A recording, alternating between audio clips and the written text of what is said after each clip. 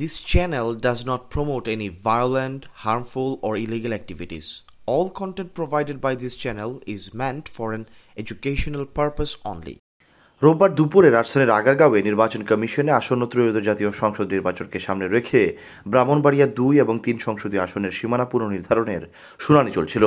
শুনানির এক পর্যায়ে বিএনপি-এনসিপি নেতাকর্মীদের ধাক্কাধাক্কি, হাতাহাতি, লাথি-কিল ঘুষির ঘটনা ঘটেছে।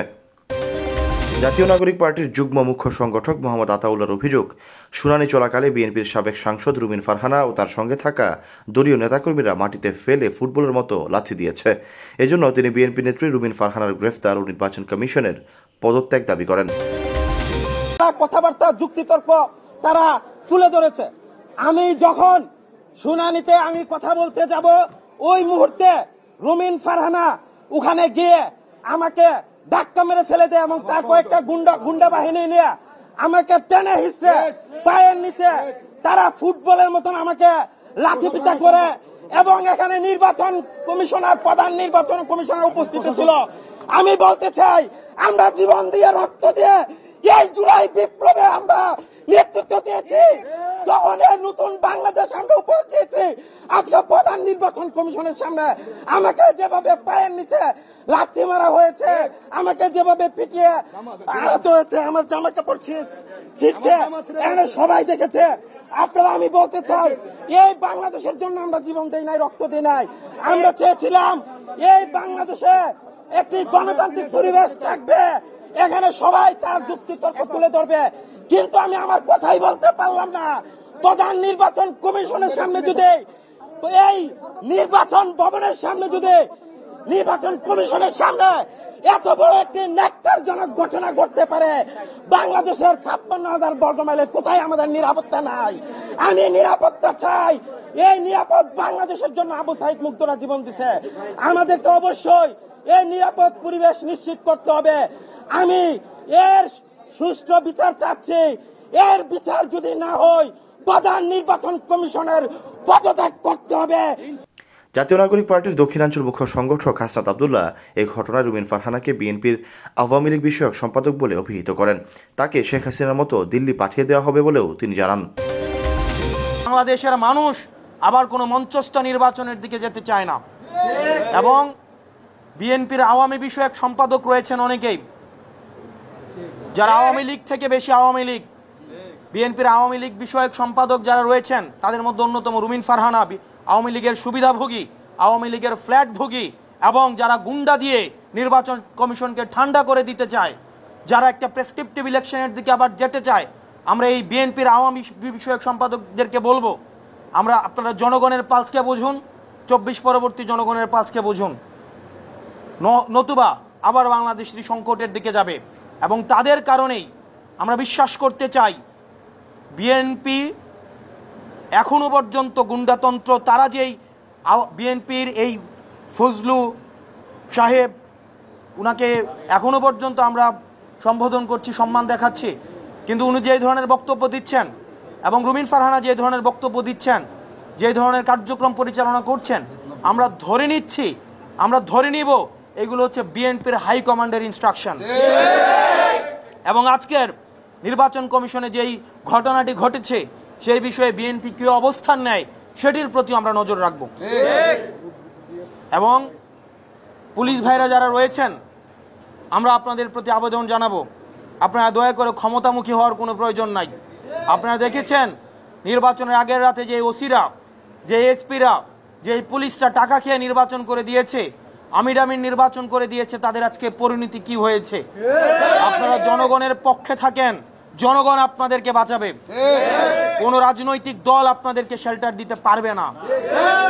যদি জনগণ আপনাদের পাশে থাকে, তাহলে এই হুন্ডা গুন্ডার রাজনীতি বাংলাদেশে আর পুনর্স্থাপিত হবে না। আমরা এই গুন্ডার রাজনীতি আমরা ভারতে পাঠিয়ে দিয়েছি। এখন এই রুমিন ফারহানারা যদি সেটি আবার বাংলাদেশে রিহ্যাবিলিটেট করতে চায়, তাহলে হাসিনার প্রতি তাদের যে আন্তরিকতা, তাহলে হাসিনা যেখানে আছে তাদেরকেও সেখানে চলে যেতে হবে। এদিকে এনসিপির মুখ্য সংগঠক সার্জিস আলম ফেসবুকে এক পোস্টে অভিযোগ করে লিখেছেন, বিএনপি কি আওয়ামী লীগের চরিত্র ধারণ করতে চায়? জোর যার মুল্লুক তার, এ সুযোগ আর দেওয়া হবে না। এনসিপি নেতাদের অভিযোগের বিষয়ে রুমিন ফারহানার দাবি, আতাউল্লাহ পরিচিত মুখ নন। তিনি এনসিপি থেকে এসেছেন না জামায়াত থেকে এসেছেন তা তিনি জানেন না। প্রথমে তাকে ধাক্কা দেওয়া হয়েছে। আমি তো একজন মহিলা, এবং পরে যখন আমার লোকজনকে মারধর করেছে আমার লোকজনও জবাব দিয়েছে। এটা সিম্পল। এছাড়া ব্রাহ্মণবাড়িয়া ৩ সদর বিজয়নগর আসনের বিএনপির সম্ভাব্য প্রার্থী খালেদ হোসেন মাহবুব শ্যামলের প্রতিও ক্ষোভ প্রকাশ করেন 2018 সালের একাদশ সংসদের এই সাংসদ। আমি কোনো গুন্ডা বদমাশের মেলা করি নাই, করতে চাইলে করতে পারতাম। গুন্ডা আনতে চাইলে গুন্ডা আনা যায়, অসুবিধা হয় না। আমি ভদ্রলোক নিয়ে এসেছি, ভদ্রলোক আসবেন, কমিশনে শুনানি করবেন, রায় হবে, যেটা রায় হয় হবে। কিন্তু তারা যেহেতু গুন্ডা পান্ডা নিয়ে এসছে এবং আবল তাবল বকছে, কথা বলেই যাচ্ছে, আমি লাস্টে একটা কথা বলার জন্য দাঁড়িয়েছি, এবং যেটা 15 বছরে হয় নাই সেটা আজকে হয়েছে। অলমোস্ট আমার গায়ে ধাক্কা দিয়ে আমাকে ফেলে দেওয়ার চেষ্টা হয়েছে। যেই বিএনপির নেতা কর্মীদের জন্য গত 15 বছর লড়াই করলাম, তারা আমাকে এখন ধাক্কা দেয়। তো ঠিক আছে, ধাক্কার বদলে তো ধাক্কা আসবেই, তাই না? সেটাই হয়েছে। নির্বাচনের আগে একটা সীমানা নিয়ে যদি এইরকম আচরণ আমরা দেখি নিজের দলের মধ্যে, হু নোজ নির্বাচনে কি হবে। ব্রাহ্মণবাড়িয়া জেলার বিজয়নগর উপজেলার 3টি ইউনিয়নকে ব্রাহ্মণবাড়িয়া 3 সদর বিজয়নগর আসন থেকে কেটে ব্রাহ্মণবাড়িয়া 2 সরাইল আশুগঞ্জের সঙ্গে যুক্ত করার খসড়া করেছে ইসি। এই ইউনিয়নগুলো হল বুধন্তি, চান্দুরা ও হরসপুর। এর পক্ষে রুমিন ফারহানা। এদিকে রুমিন ফারহানার বিপক্ষে অবস্থান নিয়ে ঢাকা মহানগর বিএনপির সদস্য ব্রাহ্মণবাড়িয়া 3 আসনের নেত্রী নাদিয়া পাঠান পাপন বলেন, বিজয়নগরের 10টি ইউনিয়ন থেকে 3টি ইউনিয়ন আশুগঞ্জ ও সরাইলের সঙ্গে নিয়ে ব্রাহ্মণবাড়িয়া 2 আসনের খসড়া করা হয়েছে।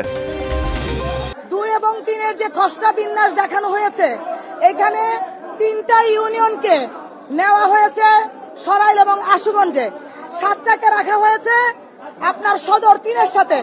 আমরা একক সংসদীয় আসনের দাবি জানিয়েছিলাম এবং আমরা আমাদের বক্তব্য উপস্থাপন করেছি। যারা এইখানে এই 3টা ইউনিয়নকে সদর উপজেলার সাথে নেওয়ার চেষ্টা করেছে, সরাইল উপজেলার সাথে, সেইখানে অনেক মিথ্যা তথ্য দেওয়া হয়েছে। এখানে অসংখ্য হলফনামা আছে, যেটা আমরা নির্বাচন কমিশনকে জানিয়েছি। আবেদনপত্র যাদের থেকে নেওয়া হয়েছে তাদের মধ্যে একজন ছিল প্রতিবন্ধী। তাকে বলা হয়েছে তাকে প্রতিবন্ধিতার কারণে তাকে টাকা পয়সা দেওয়া হবে, এই কথা বলে তার স্বাক্ষর আনা হয়েছে। রাজনৈতিক বিশ্লেষকরা বলছেন, নির্বাচন কমিশনের উপস্থিতিতে ব্রাহ্মণবাড়িয়া 2 এবং 3 সংসদীয় আসনের সীমানা বিরোধ শুনানিতে বিএনপি বনাম এনসিপির মধ্যে যে সহিংস ঘটনা ঘটেছে তা নির্বাচন কমিশনের জন্য একটি রেড সিগন্যাল। এখনই রাজনৈতিক দলগুলো নেতাকর্মীদের লাগাম টানতে না পারলে ফেব্রুয়ারিতে নির্বাচন প্রশ্নবিদ্ধ হবে, এতে কোনো সন্দেহ নেই। Syed Sakib, BNN news 24। আমার সোনার বাংলা, আমি তোমার